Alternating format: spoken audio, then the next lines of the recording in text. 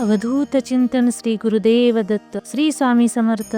नमस्कार मंडळी, तुमचे खूप खूप स्वागत आहे आपल्या स्वामी कृपा सिंधू या यूट्यूब चॅनलमध्ये. आज आपण गुरुचरित्र पारायण सप्ताह कालावधीत विष्णू सहस्त्रनाम पठणाचे महत्त्व काय आहे हे जाणून घेणार आहोत. विष्णू सहस्त्रनाम म्हणजे काय? पारायण काळात रात्री झोपण्याआधी विष्णू सहस्त्रनाम पठण काय करावे?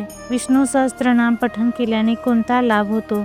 विष्णू सहस्त्रनाम हे एक धार्मिक व पौराणिक स्तोत्र आहे, जे महर्षी व्यास यांनी लिहिलेले आहे. यामध्ये भगवान विष्णूची उपासना करण्यासाठी विष्णू सहस्त्रनाम हे एक प्रभावी स्तोत्र आहे. विष्णू सहस्त्रनाम म्हणजे भगवान विष्णूची 1000 नावे.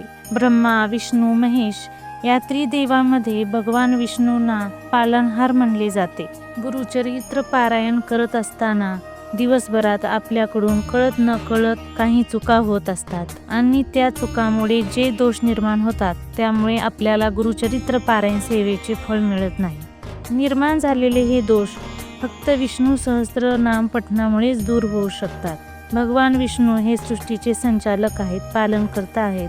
आपण जर रात्री झोपण्याआधी विष्णू सहस्त्रनाम पठण केले तर आपल्यातील दोष दूर होऊन आपण केलेली सेवा विशेष फलदायी ठरते.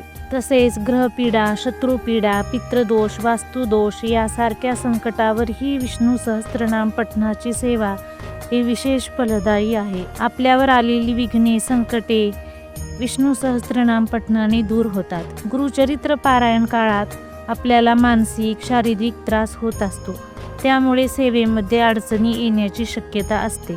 आपण सुरू केलेली सेवा ही निर्विघ्नपणे पार पाडण्यासाठी विष्णू सहस्त्रनामाचे पठण करणे गरजेचे आहे. गुरुचरित्र पारायणाची ही सेवा विशेष फलदायी होण्यासाठी भगवान विष्णूचे अतिशय प्रभावी स्तोत्र विष्णू सहस्त्रनाम प्रत्येक सेवेकऱ्याने पठण केले पाहिजे.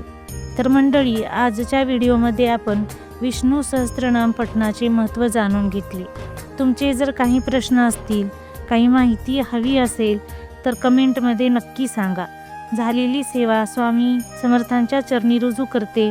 तुम्हाला हा व्हिडिओ आवडला असेल तर लाईक करा व चॅनलला सबस्क्राईब करा. श्री स्वामी समर्थ. गुरुदेव दत्त.